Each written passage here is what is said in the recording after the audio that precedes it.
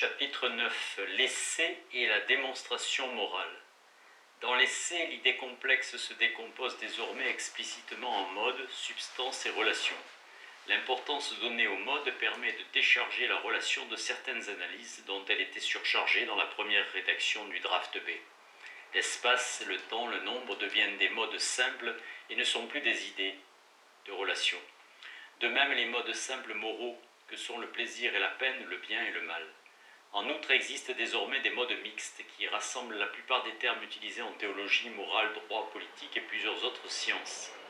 Les idées complexes forgées sans archétype externe sont appelées modes et considérées indépendamment de toute mise en relation, même si la plupart de ces idées ont en fait été constituées auparavant par une mise en relation.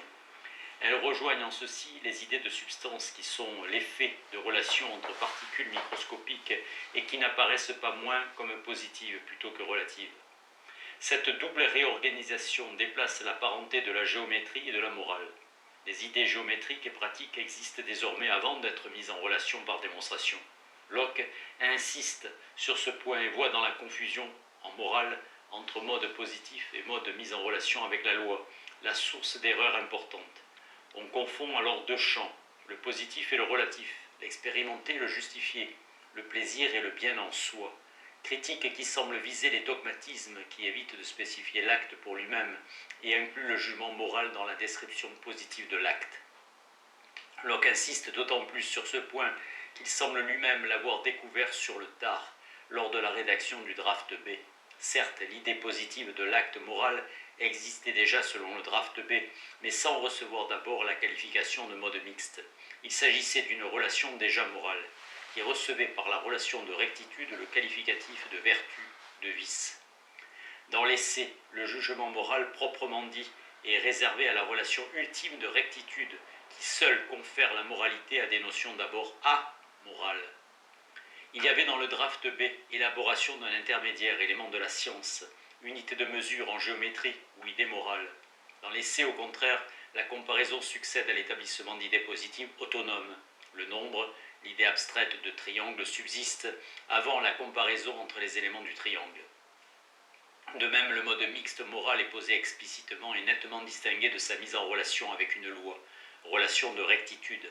C'est pourquoi dans l'essai, Locke traite en un premier temps des modes mathématiques et moraux pour eux-mêmes, ce qui produit entre autres l'excroissance des chapitres sur le plaisir et sur le power. Il s'occupe ensuite seulement des relations, la relation de cause d'abord pour reprendre discrètement l'affirmation du draft A. La science de la cause est impossible. Les relations de temps et de lieu ensuite délimitent la géométrie et mis à part la relation d'identité à laquelle est accrochée la question morale, juridique et théologique de l'identité personnelle, seule la relation morale est considérée attentivement. De ce fait, la morale est examinée dans le livre 2 en deux temps qui chacun permettent d'énoncer un modèle spéculatif sur lequel est pensée la réflexion morale, d'abord comme idée en tant que mode, et les modes d'espace, de temps, de nombre aident à penser le mode moral, puis comme relation de rectitude. 1. Morale et analyse du langage. Héritier de la relation, le mode mixte reçoit un traitement privilégié que les commentaires de la pensée de Locke tournés vers la théorie de la science rendent rarement. Loin d'être centrés sur la connaissance des substances, les livres 2 et 3 de l'essai paraissent faire part au moins égale aux deux ordres d'idées. Ainsi, c'est par opposition de l'une avec l'autre que le mode mixte et la substance sont caractérisés. Sous l'aspect de l'idée, livre 2, ou sous celui du mot, livre 3, mode mixte et relation sont ensemble opposés à la substance et retrouvent à cette occasion leur parenté d'origine. L'artifice du mode mixte et de la relation s'oppose à la constitution interne cachée de la substance. Mais en même temps, l'essence nominale de la substance permet de mieux saisir ce qu'est l'essence, réelle et nominale à la fois du mode mixte. Enfin, la référence de la substance à l'archétype du réel permet de comprendre les avantages et les inconvénients de n'avoir qu'un archétype interne pour la morale. Liberté de constitution, caractère idéal, ont pour contrepartie l'exigence d'un législateur qui, par la sanction, donne réalité à ce qui n'est autrement que jeu sur les idées, sinon sur les mots. Deuxième caractéristique du mode mixte, c'est à travers sa constitution que se fait pour la première fois dans le livre 2 l'appel à la réflexion sur le langage élaboré au livre 3.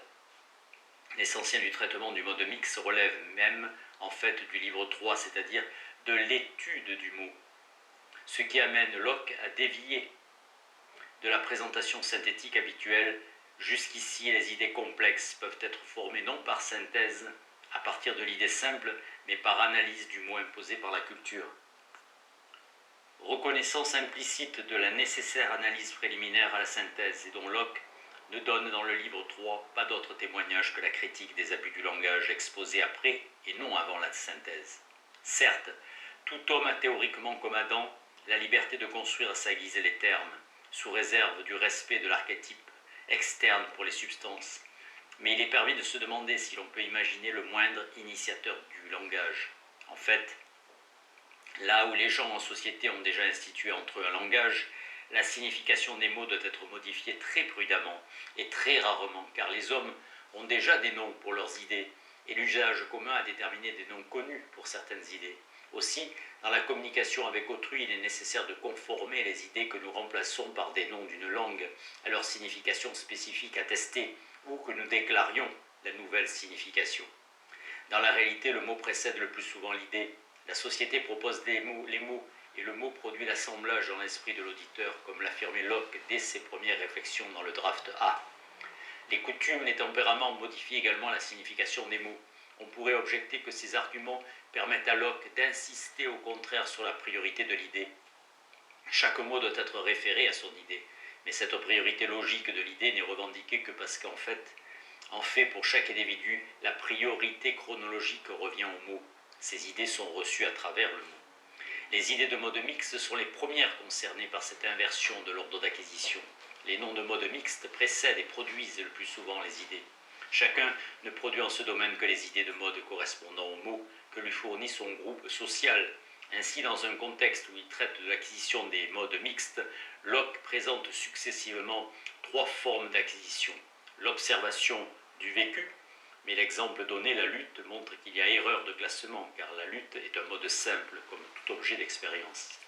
L'observation du vécu d'abord, l'invention arbitraire dont il était question dans les premières pages du livre 3 ensuite, et enfin, le moyen le plus habituel, l'explication du nom d'action que nous n'avons jamais vu, ou d'action que nous pouvons voir, et l'énumération pour ainsi dire, la présentation devant l'imagination des idées qui servent à constituer ce nom et qui en sont les parties intégrantes.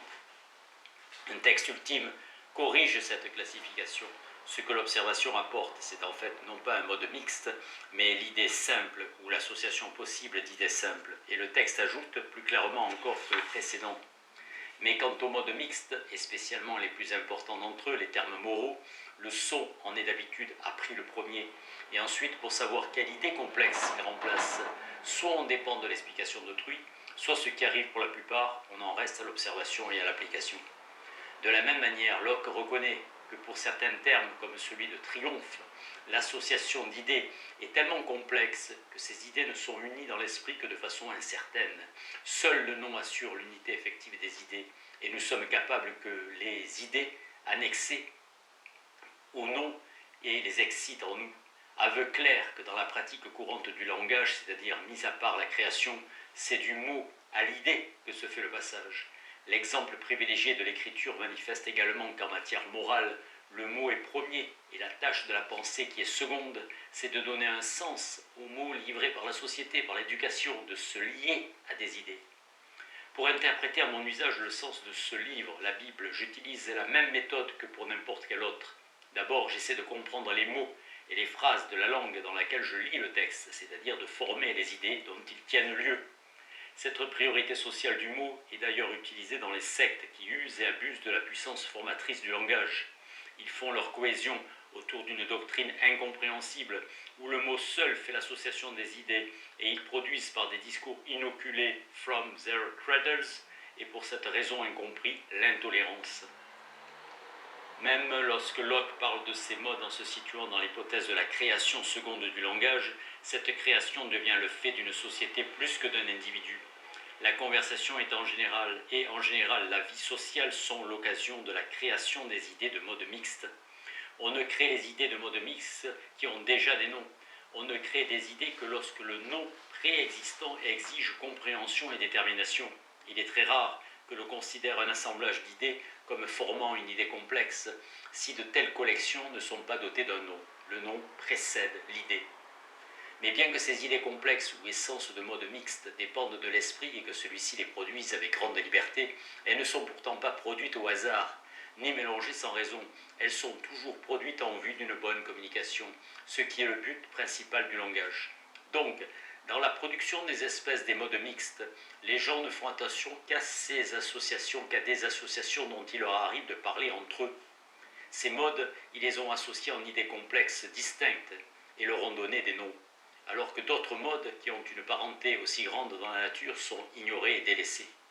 Il suffit que les gens produisent et nomment des idées de ces modes mixtes en fonction des noms qu'il leur arrive de trouver dans les événements ordinaires de leur vie.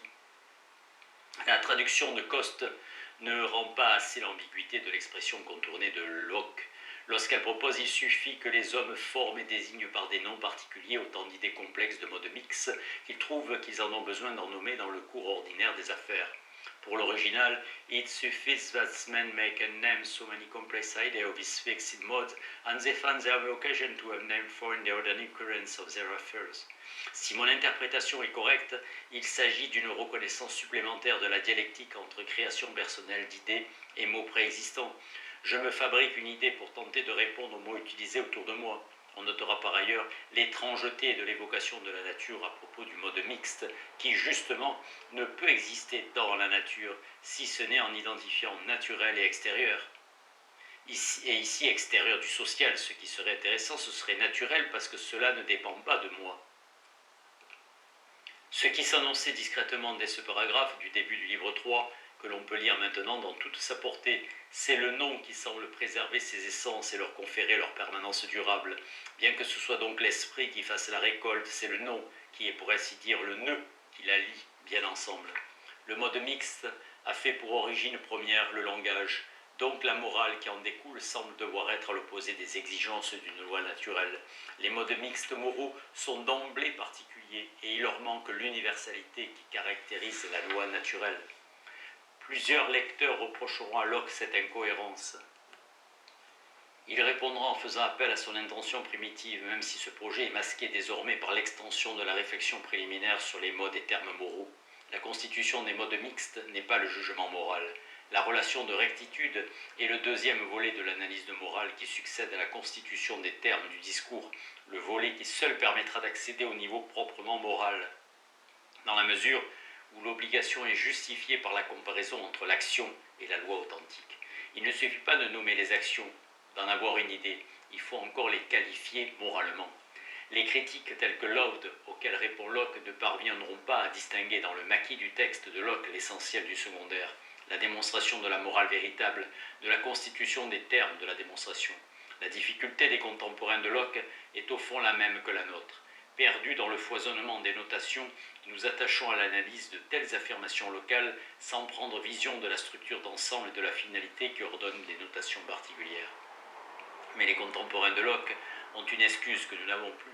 Dans la constitution des termes moraux se joue à leurs yeux la solution ultérieure des questions. Si les idées ne sont pas révélées ou innées, si elles ne contiennent pas d'emblée le poids de la morale, leur thèse s'écroule. La morale ne découle plus analytiquement des idées. En faisant des notions morales le résultat d'un artifice humain, Locke déplace la question et rend radicalement impossible toute opposition autre que la sienne. 2. Réalité de la substance et artificialité du mode mixte. Après avoir ainsi précisé les préliminaires de la démonstration, nous allons pouvoir l'examiner pour elle-même. Il reste cependant à tirer encore auparavant les leçons de l'évolution de Locke en ce qui concerne les termes de la démonstration. Le remodelage des thèses depuis les Essays on the Law of Nature jusqu'à l'essai proprement dit est en effet significatif. Il faut le rappeler, pour saisir ce qui fait la structure de l'essai, demeure constant et centraux dans l'évolution l'origine sensible ou réflexive du contenu et le formalisme de la raison qui est vide de tout contenu propre. La raison n'est pas recta ratio. Ce qui a évolué, c'est la portée et les modes d'application de ces principes. Ce qui a évolué, c'est la portée et les modes d'application de ces principes. L'agnosticisme acquis dans la pratique scientifique, symptomatologie médicale avec Sydenham, expérimentation physique avec Boyle, l'amène à poser autrement le problème de la connaissance de la loi naturelle. Dans l'essai, Locke ne prétend nullement enseigner aux scientifiques comment procéder dans la démonstration scientifique.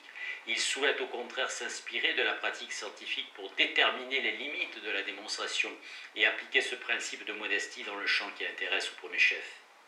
La pratique, la réflexion épistémologique n'a de sens que si le modèle dégagé dans les zones de succès se transpose dans les champs où règne l'incertitude. La politique, la religion, la pratique morale, et encore une incertitude quant au fondement, non une incertitude quant à la pratique, car Locke ne se donne pas pour mission la transformation immédiate de la pratique, mais la transformation de la pensée pour que les individus libérés puissent s'examiner par eux-mêmes. L'agnosticisme physique fournit une méthode pour aborder la crise de la pratique. C'est donc du point de vue antithéologique de Pufendorf et du point de vue agnostique de Locke que se comprend le mieux le souci chez ce dernier de démontrer. La part qui revient à la démonstration se joue dès la constitution des termes. Locke honore l'exigence rappelée par Grotius de partir de caractères clairs et évidents, mais il en limite la portée pour faire droit à l'empirisme de Pufendorf. Il faut reformer le discours moral qui s'enlise dans l'intolérance et le dogmatisme.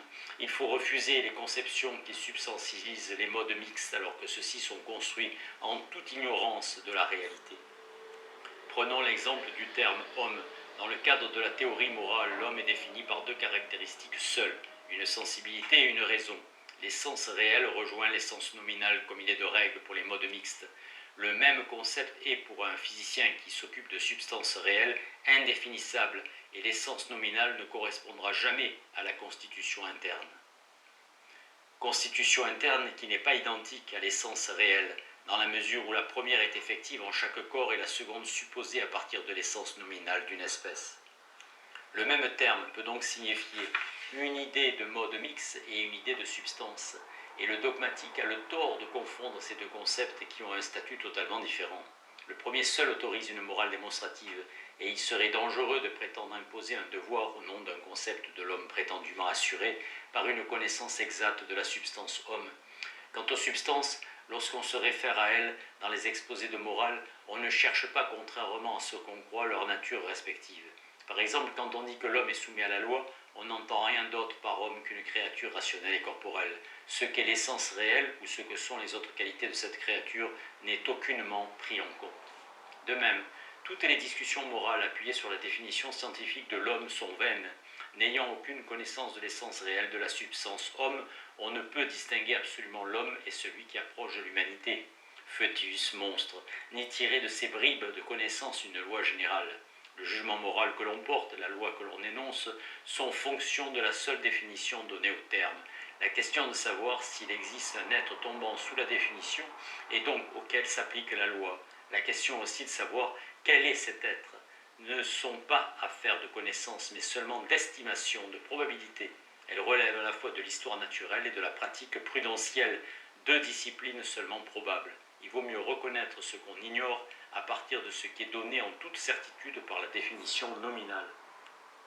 Il s'agit donc de refuser une sorte de naturalisme, la croyance en l'existence effective des distinctions abstraites de l'esprit, et c'est là l'originalité de la théorie du droit naturel de Locke. Ou ce qui revient au même, il faut établir l'artificiel des modes mixtes moraux. Quand Locke dit que tout mode mixte est construit à partir des sens, il ne faut pas oublier l'expression « construit ». Croire qu'il y a une nature humaine correspondant exactement à notre essence nominale d'homme, croire qu'il y a un correspondant à la définition morale et juridique d'homme, c'est engendrer tous les dogmatismes, gommer l'acte artificiel de constitution des concepts et faire reposer la morale sur une connaissance des substances. Ce ne peut être en ce sens qu'il y a une connaissance morale. C'est la même erreur réaliste de l'école qui institue en capacités distinctes les facultés diverses alors qu'il n'existe qu'un esprit. La distinction de l'essence réelle et de l'essence nominale élaborée à l'occasion du monde physique a ainsi une portée morale évidente. Moins que le statut de l'or, c'est le statut du concept d'homme qui intéresse Locke. À l'analyse du pouvoir dans le livre 2 correspond au livre 4 l'analyse de la différence entre homme et changeling. Cette application succède au rappel de la place de l'archétype et de l'ignorance dans la constitution interne des substances. Les questions morales relèvent soit d'un discours sur la nature théorique de l'homme, soit d'une observation empirique incertaine, soit d'un discours dont l'archétype est dans la pensée même, soit d'un discours dont l'archétype est inconnaissable et qui est donc seulement probable. Le dogmatisme est dans la confusion des deux, dans la croyance que l'observation des faits produisait la connaissance certaine, ou que le discours sur les idées abstraites ou modes mixtes énonce le réel. Et contrairement à ce que pensaient des auteurs aussi divers que Clarke et Wollaston d'une part, Cherbury et les déistes d'autre part, il ne devrait donc pas y avoir de connaissance évidente de la loi naturelle à partir de la connaissance assurée de l'homme et de sa nature. La morale, définie abstraitement, ne correspond pas à l'existant concret. L'observation de l'existant concret ne peut servir de base à démonstration de système moral à partir des essences, à une démonstration du système moral à partir des essences. La constitution de modes mixtes composant des idées simples produit des idées morales dont la définition nominale rejoint l'essence réelle. L'auteur connaît son œuvre et la définit en toute connaissance. La connaissance est donc ici réelle et certaine à la fois, comme l'est la connaissance mathématique, comme le discours géométrique, où les noms sont entièrement définis par le sujet, où l'essence réelle rejoint l'essence nominale. Le discours moral doit pouvoir relever de la démonstration assurée à partir d'axiomes. Mais Locke insère cette thèse qui radicalise Grotius dans un contexte de tolérance qui en modifie la portée. La démonstration n'est que nominale, la certitude est aux dépens de l'obligation effective. Car cette réalité du discours sur le mode mathématique n'est pas identique à la réalité de la moralité contraignante. Le discours purement nominal et cohérent n'est pas l'effectivité d'une loi naturelle et objective. Quel lien peut exister alors entre un discours cohérent mais purement subjectif et une loi universelle contraignante et objective ? Entre l'origine sensible et la nécessité de la loi naturelle va une nouvelle fois se poser la question d'un passage. Si les idées sont d'origine sensible ou sociale, de quel droit servent-elles de principe à un discours universel et contraignant ? Cette question guidera la recherche de Locke, qui passera de la démonstration du contenu à la démonstration de l'obligation, et tentera constamment d'unir par composition artificielle ce que la tolérance exige de maintenir naturellement séparé. 3. L'objet de la démonstration. La démonstration morgéométrico de la morale a pour fonction d'associer certitude objective et point de départ empirique. Et jamais Locke ne parviendra au but. Pourquoi ?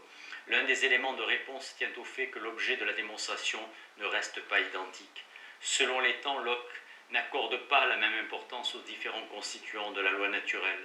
Il faut donc d'abord expliquer cette tripartition de la loi naturelle avant d'examiner comment, en chacune des parties, constitution des modes mixtes, démonstration de l'obligation, démonstration de la motivation, Locke part du sensible pour tenter de remonter à l'universel, et pourquoi il renonce finalement à la tâche qu'il s'était fixée. Nous ne reviendrons pas sur la part de démonstration qui imbibe la constitution des modes mixtes. L'étude des drafts au chapitre précédent a permis de montrer le lien originel entre relation et démonstration, et donc entre mode mixte et démonstration. La démonstration de la contrainte repose sur la dissociation de l'unité de l'obligation et du contenu. Celle-ci, elle est énoncée aux deux extrêmes de la production de Locke.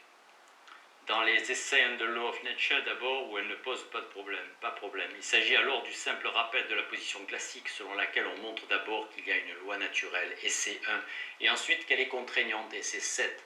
Dans les textes postérieurs à la première édition de l'essai, elle est reprise mais en des termes différents qui témoignent de ce qu'il y a un problème. Par exemple, dans Reasonableness of Christianity ou dans cette note manuscrite. Il y a deux parties en éthique, et la première ce sont les règles. À ce sujet, les gens ont en général raison, bien qu'ils n'aient peut-être jamais déduit ces règles comme ils le devraient à partir de leurs vrais principes. L'autre partie concerne les véritables motifs de mettre ces règles en pratique et les moyens d'amener les hommes à les observer. Généralement, ces règles sont soit mal connues, soit telles que les gens les entendent avec plaisir et approbation. L'esprit apprécie en général la vérité, surtout si elle est agréablement exprimée. Mais ce plaisir n'est que spéculatif, il y a quelque chose d'autre qui est requis dans la pratique, pour la pratique, qui n'existera pas tant que les gens n'auront pas ressenti et goûté la vertu. Si dès les premières analyses Locke distingue contenu et contrainte, cette distinction devient progressivement plus problématique. Selon les Essays on the Law of Nature, d'abord, on peut prouver l'existence de lois naturelles et on peut établir qu'elles doivent être tirées des sens par la raison. C'est le niveau du contenu. Il faut ensuite prouver que Dieu est l'auteur de cette loi qui s'origine dans la sensation et donc prouver que Dieu existe et ainsi que la loi observée n'est pas de l'ordre du fait mais de l'ordre du devoir. L'Égibus de Suarez suivait approximativement la même démarche. Deux niveaux donc, contenu et obligation, et tous deux relèvent de la démonstration. L'essai paraît beaucoup moins clair, car il ne démontre rien, mais se contente de l'énoncé des conditions de la démonstration. Reasonableness et les ébauches manuscrits qui ont succédé sont incomplètes ou sibyllines. Par inférence, cependant, les contemporains de Locke, comme nous ont tenté de deviner, comment pourraient se coordonner en une démonstration cohérente les éléments présentés par Locke, comme nous avons tenté de deviner. La structure générale demeure toujours la même. On part du sensible et par la raison on démontre le contenu d'un code qui acquiert par la preuve de l'existence de Dieu le statut de loi morale. Mais l'application de ce schéma qui conviendrait à n'importe quel défenseur de la religion naturelle, comme à n'importe quel conférencier des Boyle Lectures, prend forme dans les textes de Locke de trois manières différentes. À partir des données sensibles, premièrement, se construit un ensemble de modes mixtes qui est systématisé ensuite depuis lié à une preuve de l'existence de Dieu qui donne contrainte et réalité. Le contenu est premier et l'obligation est surajoutée de façon plus ou moins extérieure à ce contenu. Il est aussi possible de prouver Dieu à partir du sensible et de déterminer ensuite les lois que ce Dieu a données à un être humain définies par quelques caractéristiques a priori. Parfois, enfin, on procède à l'inverse. L'obligation est première, elle est d'ordre existentiel et non théorique, et s'appuie sur le désir ou la fuite du malaise. Partant de cette contrainte élémentaire, il s'agit de remonter au contenu. Le désir individuel et contraignant ouvre à la loi universelle et rationnelle. Ces trois démonstrations ont une base empiriste, mais à des titres différents. La première suppose que toute connaissance vient des sens. La seconde, que Dieu prouvait à partir de l'expérience sensible a autorité pour donner la loi qu'il en fait donner, qu'il a en fait donnée. La troisième part du désir de bonheur et de la contrainte instaurée par là. Toujours on remonte de la subjectivité de l'expérience à l'universalité de la loi naturelle, mais l'expérience est soit celle d'un contenu cognitif, soit celle de la sagesse d'une loi existante, soit celle de l'affectivité humaine. Dans l'essai et dans les ébauches postérieures, l'expérience initiale varie et la démonstration change du fait même de forme et de contenu.